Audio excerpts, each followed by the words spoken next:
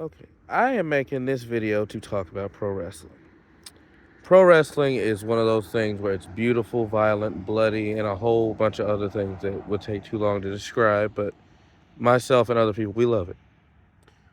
And in my experience, I found that most people, they find their one promotion, I guess you could say, whether it be WWE or the AEW, the two biggest promotions in America right now. If you're a Japanese fan, you watch New Japan Pro Wrestling, or you watch any of the other ones. You can be a YouTube fan, you can watch whatever your local one is. But what I found is there is a large amount of wrestlers who, at least in my opinion, I feel have contributed a significantly large amount to the business that I don't think get the credit they deserve.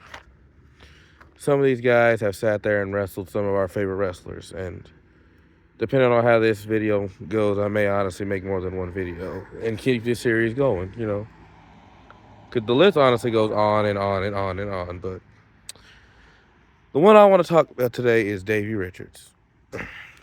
Some of you may know Davey Richards, some of you may not. But Davey Richards got introduced to me as a tag team wrestler in TNA as part of the American Wolves. But the American Wolf, Davey Richards, is honestly an extremely underrated wrestler. He's gone toe-to-toe with some of our favorite wrestlers before they were our favorite wrestlers. There's this promotion called Ring of Honor. And Ring of Honor is one of those places I don't feel people know enough about, considering that most of the wrestlers we watch now came from there. If you're a CM Punk fan, that's where CM Punk came from. Seth Rollins, Kevin Owens, Sami Zayn, everybody else. And most of these guys, you may not realize it, or Daniel Bryan included, most of these guys have wrestled Davey Richards. And Davey Richards gave them all career-defining matches. You can literally get up YouTube. Well, back at the time, Seth Rollins was known as Tyler Black. But him and Davey Richards went on and decided for about a little over 30 minutes they were just going to sit there and just steal the show in 2010, which is a year that, until I saw this match, I thought the match of the year at that point in time was The Undertaker versus Shawn Michaels at WrestleMania 26. But sometimes I go back and forth, depending on which one was the last one I saw. Both are incredible and both are two different type of matches, but I'm getting sidetracked. He's faced off with Kevin Steen, Kenta. If you know who Kenta is, another extremely underrated wrestler.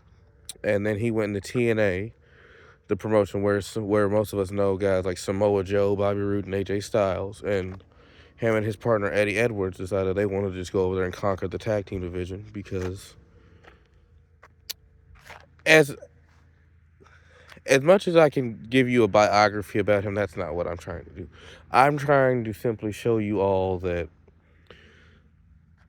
Davey Richards is an underrated wrestler because his contributions to the business are honestly some that you honestly would never think about, because his work is shown in guys that he's wrestled.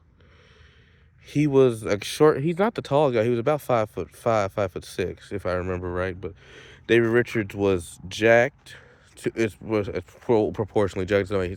But he brought an intensity in the ring you wouldn't actually see from somebody else. He was out there and he was working these guys and he was putting on these killer, crazy, creative matches, and they were interesting to look at, but they were also, believable. You felt what he was doing, and on top of that, it's not a style you think somebody his size would work, but he did. Davey Richards isn't really, you don't really see guys that short deciding they want to go out there and try and kick somebody in the head over and over and over. And everybody says Daniel Bryan. Well, Davey Richards, to his credit, was honestly doing it before most of y'all even knew about Daniel Bryan. But I just wanted to sit there and say to Davey Richards, I'd like to give him his flowers, and I would like to say that as a fan of you, and personally as a tag team wrestler and as a fan of the American Wolves, I appreciate your contribution to the business, and I think that, well, being that if nobody else says they appreciate you, a lot of us do, in all honesty, man. We say thank you, and, hope you're doing well, because I know you left to go be a paramedic. But I still watch a lot of your matches over and over. I saw the matches you've had with guys like Leo Rush and Cara Noir since after you even came back from retirement. So and they still hold up as all your other matches. But as a fan of your work and your work rate, I just want to say, man, I appreciate you, and I you know want to give you your flowers and just let you know that as a wrestling fan, I appreciate what you did.